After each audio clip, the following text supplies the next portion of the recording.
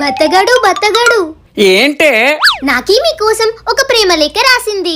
ప్రేమ లేఖ రాసావా? చదువు. మీలాంటి భర్త దొరికినందుకు నాకీ ఎంతో ఆనందంగా బాధిస్తున్నాను. బాధిస్తున్నాను కాదు, భావిస్తున్నాను.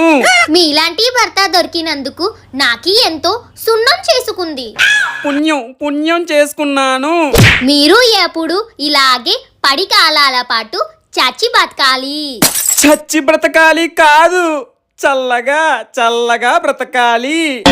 మిమ్మల్ని చూసిన ప్రతిసారి నాకి ఎంతో గర్వం వస్తున్నది.